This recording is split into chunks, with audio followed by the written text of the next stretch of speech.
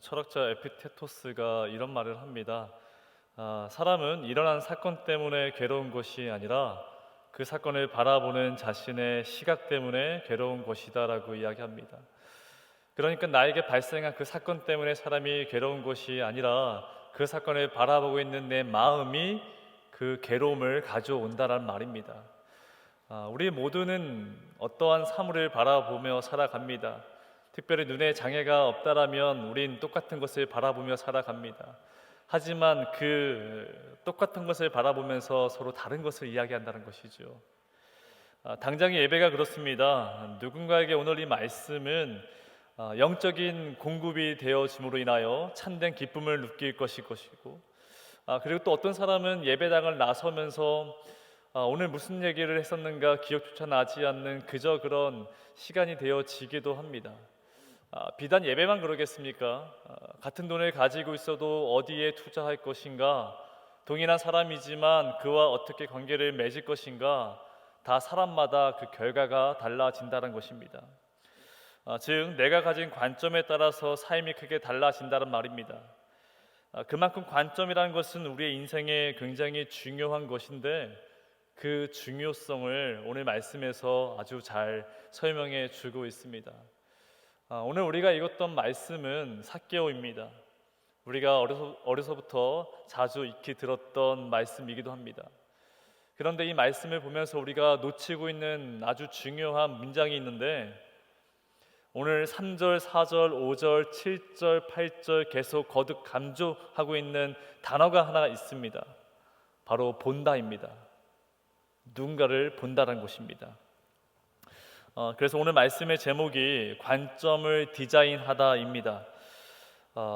동일한 예수님이지만 그 예수님을 바라보는 삭개오와 세상 사람들의 시선, 그리고 동시에 삭개오를 바라보고 있는 예수님의 시선과 세상 사람들의 시선을 우리가 따라가다 보면 내가 누구인지 알 수 있다는 거예요. 하지만 오늘 이 말씀 가운데에 주님의 시선을 따라가면서 내 관점을 새롭게 디자인하는 그런 시간이 되어졌으면 좋겠습니다. 오늘 말씀은 1절, 예수께서 여리고로 지나가시더라, 아주 간단한 문장으로 시작되어집니다. 사람이 그곳을 지나간다는 것은 큰 특별한 의미를 두고 있지는 않습니다. 부천역을 지나간다, 동강교회를 지나간다, 가톨릭 대학교를 지나간다, 여기서 이 지나갔다는 말은 목적지가 아니기 때문에 그렇게 중요한 말로 여겨지지 않습니다. 그런데 그 지나가시는 분이 예수님이십니다. 그러면 그 이야기가 크게 달라지지 않겠습니까? 저도 2층 교육자실에서 가끔씩 이 창문을 내다보면서 길가의 사람들을 볼 때가 있습니다. 제가 그 사람들을 특별한 의미를 두고 보겠습니까? 흔히 우리가 멍 때린다 얘기하죠. 아무 생각 없이 길가에 있는 사람들을 바라보며 있을 때가 있습니다. 그런데 가끔씩 그 길가의 사람들 가운데에 여러분들이 있습니다. 학교에 늦어서 뛰어가는 청년도 있고, 또 사랑하는 연인 사이에 손잡고 걸어가는 청년들도 있습니다. 그러면 보지요. 제가 그러면 관심 있게 두 눈 뜨고 그 청년들을 본다는 것입니다. 주님도 예루살렘으로 가는 길이었습니다. 근데 그 가는 길에 여리고를 지나쳐야 하는데, 여러분, 여리고로 주님이 지나간다는 것은 이 자체가 누군가에겐 일생일대에 한 번밖에 경험할 수 없는 그런 특별한 기회가 되지 않겠습니까? 주님이 이 길을 걸어가신다라는 거예요. 그러니 여리고 사람들은 두 눈을 크게 뜨고 그 주님 만나러 가야 하지 않겠냐는 것입니다. 그 당시 여리고는 작은 파라다이스라고 불려져 있습니다. 굉장히 부유한 도시, 관광 도시였습니다. 일찍이 이 상업과 무역이 발달하여서 돈이 모이는 곳이었습니다. 돈이 모인다는 것은 사람이 밀집되어 있다는 것이고, 특별히 이 지역은 발삼나무에서 추출되어지는 그 향료, 그 향수를 가지고 판매하며 그 관광도시로 유명했던 그 동네가 바로 여리고였습니다. 그러니 외부인들이 자주 왕래하던 부자 동네였다라는 거예요. 우리가 선한 사마리아인의 비유를 보게 되면 여리고로 가다가 강도를 만난 사람이 있지 않겠습니까? 그만큼 여리고는 돈이 많은 부유한 동네였다는 것입니다. 그런데 이 여리고에 우리가 주목해야 할 사람은 바로 삭개오입니다. 먼저 이 삭개오의 이름은 자카오라고 하는데 그 뜻이 깨끗하다입니다. 순수하다, 순결하다, 굉장히 좋은 이름을 가지고 있지요. 하지만 그의 직업이 문제입니다. 오늘 성경에서 2절을 보게 되면 삭개오라 이름하는 자가 있으니 세리장이요 또한 부자라. 그 당시에 세계를 정복하던 이 로마는 이 식민지마다 세무 정책을 펼쳤습니다. 이 거대한 제국을 이끌어가기 위해 이것을 서포트하기 위해서 각 지역마다 백성들에게 그 세금을 걷어들여야 되는데 이 중앙에서 모든 것을 걷어들일 수 없기 때문에 각 지역마다 이 민간 세무소를 세워놓은 것입니다. 그렇게 민간 세무소를 세워놓고 세금을 걷어들이는데 이 여리고의 민간 세무소의 대표가 바로 삭개오입니다. 지금으로 말하면 우리 교회에 세무소가 하나 세워지지 않았겠습니까? 그 세무소의 대표가 된다는 거예요. 세무서장쯤 된다는 이야기입니다. 문제는 지금처럼 백성들의 세금을 거두어서 이 로마 당국에 건네주면 그만인데 여기서 문제는 그 중간에서 내가 받고 싶을 만큼 커미션을 챙긴다는 것입니다. 연간에 이 로마의 여리고가 내야 할 세금이 1억이라면 이 삭개오는 1억 2천을 세금을 매겨도 되고 1억 5천을 매겨도 됩니다. 나머지 남는 돈은 인마이 포켓이죠. 내가 내 주머니에 집어넣으면 그만이라는 거예요. 그러니 마음만 먹으면 얼마든지 돈을 많이 벌 수 있는 직업이 세리였습니다. 이것을 합법적으로 로마가 그렇게 하라라고 임명했던 사람들이 세리이고 그 지역의 우두머리가 바로 삭개오가 된다는 말입니다.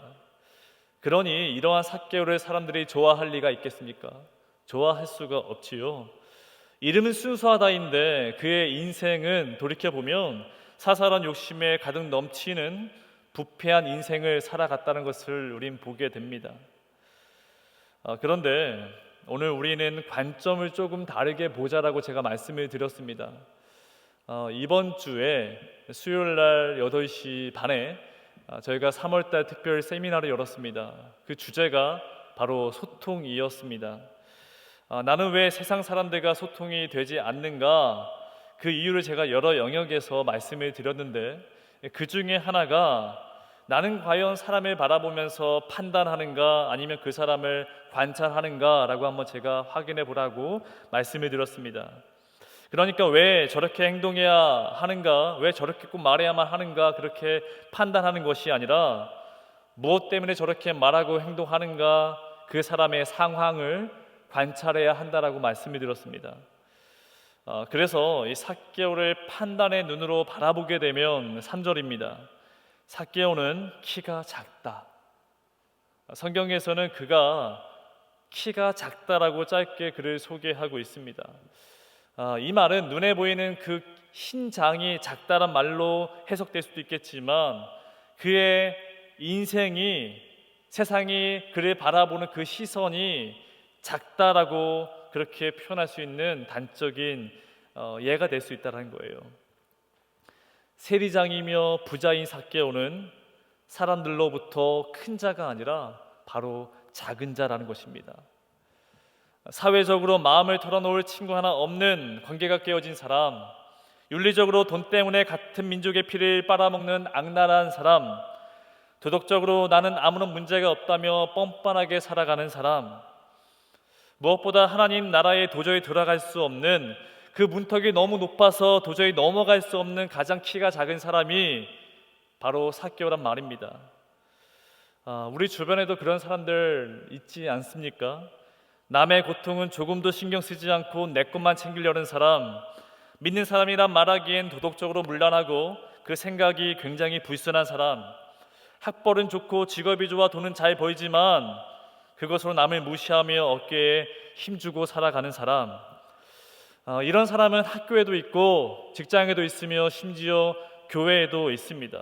즉, 이 삭개오란 사람은 우리 주변에 흔히 볼 수 있는 사람들이라는 것입니다. 그러니 제가 드리는 말은 이제 판단이 아니라 바로 관찰의 눈으로 삭개오를 바라보면 어떤 일이 벌어질까? 그 당시에 세리장으로 살아간다는 것은 그 사람에겐 어떤 의미일까? 한번 그 입장에서 한번 우리가 생각해 보자라는 거예요. 여러분, 그 당시의 세리는 내가 하고 싶다고 해서 할 수 있는 그저 그런 직업이 아닙니다. 저희 나라의 문맹률이 3%라고 이야기합니다. 100명 중에 3명 정도가 글을 읽지 못하고 쓰지 못한다라고 이야기합니다. 이게 여러분 대단한 거예요. 미국의 문맹률은 36%입니다. 중국은 그것조차도 파악할 수 없다라고 이야기하죠. 그런데 2000년 전 예수님이 살던 그 시대에 글을 쓰고 읽었다라는 것은 굉장한 유능한 엘리트였다는 것을 볼 수 있습니다. 특별히 세리가 그렇습니다. 그들은 아람어를 아주 유창하게 사용할 수 있어야 합니다. 동네 사람들과 조금도 막힘없이 소통해야 하기 때문에 아람어를 너무나도 잘해야만 했고, 그리고 글을 쓰고 직접 읽어야 하기 때문에 헬라어도 남들보다도 잘해야만 합니다. 또한 이 로마인들과 돈을 주고 받아야 하기 때문에 기본적인 라틴어도 해야만 합니다. 그러니까 세리가 돼야 한다는 것은 기본이 3개 국어를 장착해야 한다는 말입니다. 거기다가 돈을 거래하는 것이기 때문에 회계장부도 잘 써야만 합니다. 그러니 수학도 잘해야 한다는 것이지요. 이러한 엘리트들이 세리들이었고 그 세리들의 대표가 바로 삭개오입니다. 그런데 이 성경에서는 삭개오에 대한 설명이 딱 3개이죠. 키가 작고 여리고에 살고 있으며 그는 세리장이다. 하지만 이 초대교회의 전승을 보게 되면 이보다 조금 더 자세히 이 삭개오를 소개하고 있는데, 여러분 제 키가 180이 조금 안 됩니다. 아주 근소하게 안 되는데 이 삭개오는요 키가 150이 되지 않는다라고 이야기합니다. 그리고 외모에 대해서는 제가 사람마다 다 다르기 때문에 말씀드리지 않겠지만 그냥 못생겼다라고 이야기하더라고요. 그런데 여러분, 혹시 내가 좀 키가 작다라고 해서 불편한 마음을 가지고 있을 수 있겠지만 지금은 괜찮아요. 키가 작다는 것은 그 사람에게 컴플렉스가 됩니다. 하지만 사람마다 다 하나씩 컴플렉스를 가지고 살아간다는 것이죠. 하지만 그 당시에 이 신체적인 결함은 신적인 저주라고 여겨졌습니다. 왼손잡이도 정상인으로 취급받지 못했던 시대였습니다. 지금은 왼손잡이가 훨씬 더 귀하지 않습니까? 야구를 보게 되면 왼손 투수는 더 귀하다라는 거예요. 하지만 그 당시에 신체적 결함, 어떤 남들과 다른 어떤 모습들은 신적인 저주를 받은 것이라는 사회적 편견을 가지고 있었습니다. 그 중심에 누가 있었느냐? 바로 삭개오였습니다. 분명히 어릴 적은 괜찮습니다. 다 어리기 때문에 키가 작다라는 거예요. 하지만 초등학교를 입학할 때에 내 주변의 친구들은 키가 무척 자라나고 있습니다. 그리고 중학교를 입학하고 나서는 그들이 지금 나를 놀리고 있습니다. 생각해 보십시오. 내가 잘못한 것이 하나도 없습니다. 키가 작은 것 그거 하나가 어떻게 보면은 조금 내 스스로가 비교당할 수 있겠지만 내가 잘못한 것이 아니라는 거예요. 그런데 어느 순간 이 사회는 키가 작은 사람이 아니라 키가 작은 것으로 인하여서 내가 문제 있는 사람으로 그렇게 사회적 편견을 받으며 살아야 하는 것이 바로 그 당시에 삭개오의 인생이었다는 거예요. 여러분, 그러면 대부분의 사람들은 그 사회에 꽁꽁 숨어버립니다. 사람들 앞에 나서지 않고 꽁꽁 숨어버리는 것이 아마도 그런 인생들 아니겠습니까? 하지만 삭개오는 그게 너무 싫은 거예요. 그런 모습으로 평생 살아가고 싶지 않았다는 것입니다. 그래서 그가 생각해낸 것은 뭐냐면, 어떻게 해야 세상 사람들이 나를 무시하지 않을까? 어떻게 해야 내가 다시 내 가족과 내 주변의 친구들에게 인정받을 수 있을까? 도대체 무엇부터 나는 시작해야만 하는가? 그렇게 고민했다라는 것입니다. 사실 2000년 후 지금 우리가 살아가고 있는 이 한국 사회에도 수많은 편견들이 존재하고 있습니다. 이 사람의 출생은 어디인가, 그 편을 가르고 있는 지역적인 편견, 우리가 외국 나갔을 때를 생각하지 않고 나도 모르게 가지고 있는 외국 노동자들에 대한 편견, 남자는 남성되어야 하고 여자는 여성스러워야 한다는 성적인 편견, 그 외에도 대학과 직장과 외모와 장애와 가난으로 겪어야 하는 사회적 편견들이 아주 많이 있다라는 거예요. 그런데 삭개오는 그 시대적 편견에서 숨지 않고 정면으로 부딪힌 것입니다. 여러분, 지금에서야 우리가 세리장이 못마땅한 직업이라고 우리가 말하고 있지만 그 당시에 사람들이 세리장 앞에 면전에 두고서는 이런저런 말을 할 수 있었겠습니까? 아니요. 그렇게 말했다간 졸지에 길가에 나앉아야만 합니다. 그러니 세상에 가게 되면 돈도 많고요, 권력을 쥐고 있는, 세상으로 말하면 성공한 사람이 바로 삭개오였습니다. 그러니 그의 인생에 얼마나 고단했겠습니까? 뒤도 보지 않고 옆도 보지 않으며 계속해서 앞만 보며 달려나갔던 그 삭개오의 인생을 한번 우리가 관찰하고 한번 상상해 보자라는 거예요. 그 사회적 성공을 이룬 그 삭개오가 놀라운 것은 주님을 보고 싶었다라는 것입니다. 주님이 너무 보고 싶어서 주님이 이 여리고를 지나가신다라는데 멀찍이라도 그 주님의 얼굴 한번 보고 싶어서 그는 어떻게 했느냐? 바로 돌무화과 나무에 올라갔다라는 거예요. 여러분, 그가 왜 올라갔겠습니까? 그가 왜 주님을 보고 싶어 했을까? 제가 저번에 말씀을 드렸지만 우리의 내면에는 돈으로 채울 수 없는, 사람의 관계로 채울 수 없는, 그 세상의 어떤 것으로 채울 수 없는 내면의 공허함이 있습니다. 오직 영적인 양식으로만 채워야 하는 그 내면에 그 공간이 있다라는 거예요. 여러분들도 이 금쪽 같은 시간에 이 자리에 앉아 있는 이유는 무엇이겠습니까?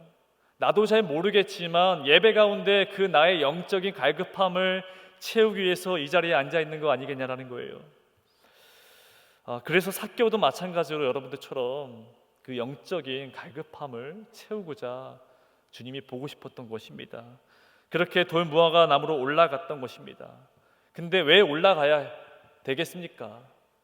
작기 때문에. 남들보다 똑같은 키의 모습이었다면 올라갈 필요가 없는데 그는 작은 자였습니다.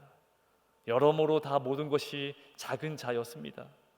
그렇게 돌무화과 나무로 올라가는 그 모습을 세상은 어떻게 바라보았을까? 마치 어린아이처럼 그 나무에 올라가 있는 그 모습이, 그 우스꽝스러운 그 모습을 세상은 어떻게 바라보고 있을까? 주목해야 할 것은 바로 예수님이십니다. 주님은 그 여리고에 가는 그 길을 멈추고 바로 그 나무 위에 올라가 있는 삭개오를 바라보며 말씀하십니다. 5절입니다. 우리 시간 다 함께 5절의 말씀을 읽어보도록 하겠습니다. 시작. 예수께서 그곳에 이르사 쳐다보시고 이르시되 삭개오야 속히 내려오라, 내가 오늘 내 집에 유하여야 하겠다 하시니. 세상 사람들이 바라보았던 그 시선과 달리 주님은 그의 마음을 보셨습니다. 쳐다보시고 이르시되 삭개오야 속히 내려오라. 저는 꼭 이 말이 높은 곳에서 내려오라는 그 물리적인 거리가 아니라 사회적 편견으로 겪어야 했던 그 아픔에 높이 쌓아놨던 그 자리에서 내려와라. 권력이 없어도, 힘이 없어도 괜찮으며, 그리고 명성이 없어도 괜찮다. 그 자리에서 내려오라. 아마도 주님은 그 마음을 보시면서 그 마음을 꿰뚫고 있지 않았을까 생각해 봅니다. 어린 시절 그가 어떻게 살아갔으며 키가 작아서 얼마나 힘들어 했는지, 비록 내가 세리의 일을 하고 있지만 그 동족의 돈을 빼앗는 그 마음이 얼마나 고통스러웠는지 마치 그의 마음을 꿰뚫어 보시면서 바라보고 있습니다. 그리고 말씀하시죠. 삭개오야 내려오라, 속히 너희 집에 유하여야 하겠노라. 이것이 여러분 주님이 세상을 바라보는 시선입니다. 이것이 바로 여러분을 바라보는 주님의 시선입니다. 주님이 결코 외모를 보지 않는다라 말씀하시지요. 무엇을 보겠습니까? 여러분의 중심을, 여러분의 마음을 보신다라는 거예요. 그 마음을 가지고 주님은 불쌍한 마음으로 창녀를 바라보시고 그 마음으로 세리를 바라보시며 가난한 자를 보셨으며 무엇보다 일그러지고 구부러진 인생을 아파하시면서 세상 사람들을 바라보았다는 것이에요. 여러분, 예수님의 사역 가운데 이 복음서에서는 주님이 자주 하셨던 표현이 있습니다. 불쌍히 여기시고, 불쌍히 여기시며 마음 아파하시며 세리를 바라보시고 창녀를 바라보시고 가난한 자를 바라보시며 제자를 바라보시며 세상을 그런 눈으로 바라보고 있다는 거예요. 그런 두 사람을 세상은 어떻게 바라보고 있을까요? 7절입니다. 무사람이 보고 수군거려 이르되 저가 죄인의 집에 유하러 들어갔도다 하더라. 주님이 오셨습니다. 그렇게 보고 싶었던 주님이 오셨음에도 불구하고 그들은 늘 똑같은 방식으로 세상을 바라보고 있습니다. 세리는 여전히 죄인이고 그 삭개오는 그 중에 하나일 뿐이다. 그런데 이러한 시선이 마치 우리의 시선과 같다라는 느낌이 자주 있다라는 거예요. 사람을 있는 그대로 바라봐야 하는데 내가 만들어 놓은 그 기준과 그 틀을 가지고 우리가 세상을 바라보고 있지는 않습니까? 하지만 세상은 다 계속해서 삭개오를 그런 시선으로 바라보고 살아왔지만 단 한 사람, 주님이 그 삭개오를 달리 보셨습니다. 그 다른 시선 때문에 삭개오가 변화되어졌습니다. 저는 그리고 나서 이 두 사람이 그 삭개오의 집으로 걸어가면서 어떤 이야기를, 어떤 대화를 나누었을까 한번 상상해 보았습니다. 아마도 이런 대화를 하지 않았을까? 주님이 제 이름을 어떻게 아셨습니까? 저는 사실 주님이 제 이름 불렀을 때 깜짝 놀랐습니다. 그런데 주님, 저희 둘이 걸어가고 있는데 저 시선에 있는 그 세상 사람들 그 시선이 괜찮겠습니까? 이런저런 이야기를 주고받으며 그 집에 유하지 않았을까요? 여러분, 삭개오는 그 역사를 보게 되면 이후에는 가이사랴의 교회의 감독이 되어졌다라고 이야기합니다. 지금으로 말하면 아주 유명한 목사님이 되셨다는 이야기인 것이죠. 그리고 그 소설에서는 이렇게 이야기를 해요. 삭개오는 이후에도 계속해서 주님과 함께 만났던 그 무화과 나무에 가서 그 나무를 계속해서 만졌다라는 이야기를 하고 있습니다. 여러분이 혹시 이 말씀을 들으시면서 나는 삭개오가 아닌가 그렇게 생각이 드시는 분들이라면 오늘 이 주님의 말씀을 기억하십시오. 속히 내려오라. 내가 너희 집에 유하겠노라. 여러분이 잘못한 것이 아니라 세상의 거울이 여러분들을 그렇게 비친다는 거예요. 여러분, 저는 아침에 거울을 보고 나왔습니다. 저는 저의 얼굴을 볼 수가 없습니다. 오직 거울을 통해서만 제 얼굴을 볼 수 있습니다. 아침에 봤던 그 거울의 모습을 기억하고 지금 제 모습을 상상해내야만 합니다. 그런데 그 거울이 여러분 날씬한 거울에 내 얼굴을 비치면 굉장히 날씬하게 보여지고요. 그 거울이 깨어진 거울이면 내 모습이 깨어진 것이고 그 거울이 올록볼록하면 그대로 그 모습이 내 모습인 줄 알고 기억하며 살아간다라는 거예요. 하지만 주님이 하시는 말씀은 그 세상의 거울이 아니라 바로 예수님의 거울을 바라보며 너가 누구인지를 기억해내라 그렇게 말씀하고 있습니다. 여러분, 우리가 세상을 살아가면서 늘 소금물을 마시는 것처럼 목이 마릅니다. 계속해서 물을 마셔도 목이 마르는 인생을 살아가고 있습니다. 그러니 여러분, 주님만이 주시는 영적인 물을 우린 마셔야만 살아갈 수 있는 존재들입니다.